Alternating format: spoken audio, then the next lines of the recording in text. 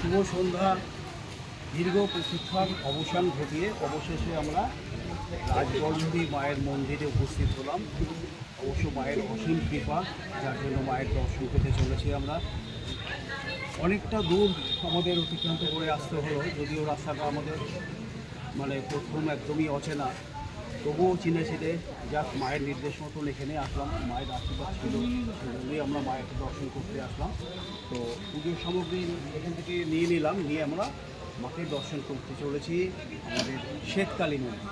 চলুন, রাজবলহাটের রাজবল্লভী মায়ের মন্দির, এটাকেই আরেক নামে শ্বেতকালী মন্দির নামে সবাই চলে। চলুন আমরা মন্দিরের প্রবেশদ্বার দিয়ে প্রবেশ করছি। জয়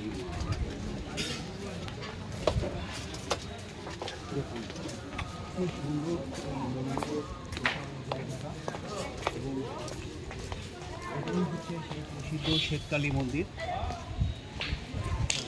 এটাকে রাজবল্লভী মায়ের মন্দির বলে, রাজবলহাট, যেটা এর আগে যেহেতু আপনাকে বলেছিলাম আমরা আজকে চলেছি আমাদের যে গন্তব্যস্থানগুলি ছিল সালেগড় এবং জয়রামবাটি, কামারপুকুর, ওগুলি দর্শন সেরে এবার আমরা চলে এসেছি আমাদের শেষ দর্শনীয় স্থান রাজবলহাট।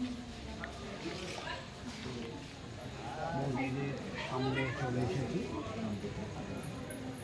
এই হচ্ছে আমাদের সেই আরাধ্য শ্বেতকালী মা, রাজবল্লভী মায়ের মন্দির। আপনার যেটাকে বলেছিলাম, আমি আমার ক্যামেরাম্যানকে বলবো একটু মাকে দর্শন করাতে, একটু জুম করে মাকে দেখাও।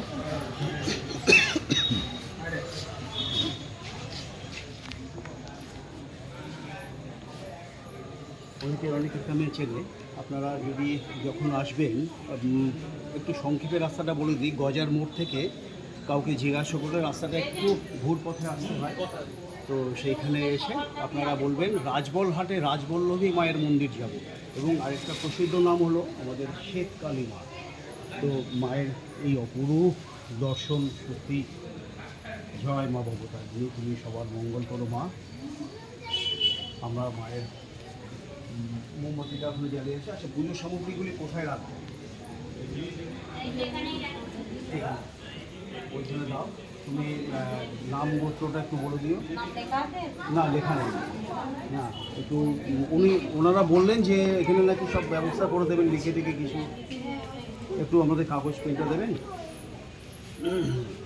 তুমি তাহলে একটু দেখে নাও, কোথায় কোথায় কী হবে দেখিয়ে।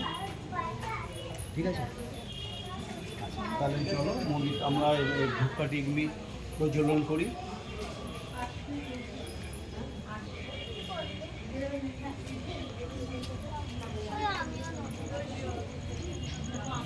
এর আগেও আপনাদের বলেছিলাম আমরা দুটো পরিবার মিলে আজকের আমাদের ভ্রমণের সূচি ছিল 3টে জায়গার।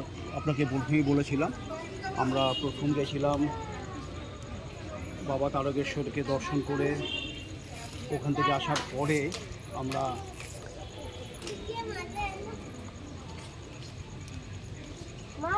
চলো। আচ্ছা, ঠিক আছে, আমরা এটা জ্বালিয়ে পরবর্তী ভিডিওটা দেখাচ্ছি। স্টপ করছি।